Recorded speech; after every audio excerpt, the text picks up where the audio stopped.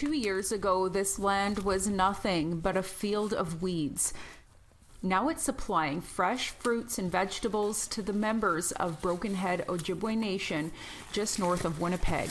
It might not look like much right now, but give us a couple years and we're going to have more and more acres, so it'll be great. Hayden Gilmore and Corey and Colin Pangman are part of a food sustainability project at Brokenhead with the University of Manitoba and the community's Employment and Training Centre.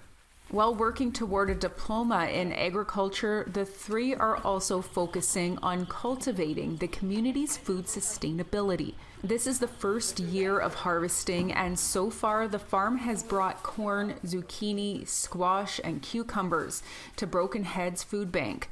And this haul, 100 cobs of corn, will fill some shelves at the local grocery store. We're just trying to provide an alternative, healthier option for our community with all the rising prices nowadays. With food prices soaring, so is the need for food donations.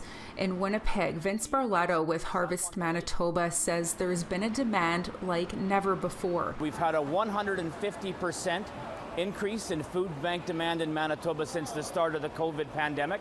Most of that has actually been in the last year and a half as we've seen those inflation numbers rise and rise. And the other big difference is that the demand for food banks now is very broadly based. We're seeing seniors, people on fixed incomes, social assistance benefits, and 1 in 4 food bank users today are people with jobs. Barletta says roughly 40% of food bank users in Manitoba are Indigenous. Once a month, Harvest Manitoba supplies food to First Nations across the province, including Brokenhead.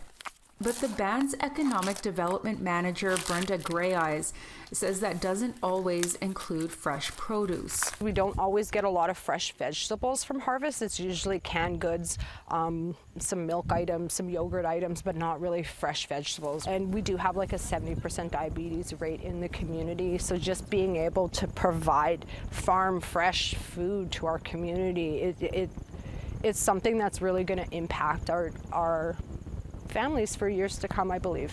The new farm is in its early stages. It's a way of life that needs to be brought back because we can't just rely on the industry and importing all of our food. We've got 13,000 hectares of land here. It would make sense that Brokenhead would invest in farming. With water and hydro just installed and over 150 fruit trees planted by the students, the farm is expected to expand and feed the community of nearly 600 residents for generations.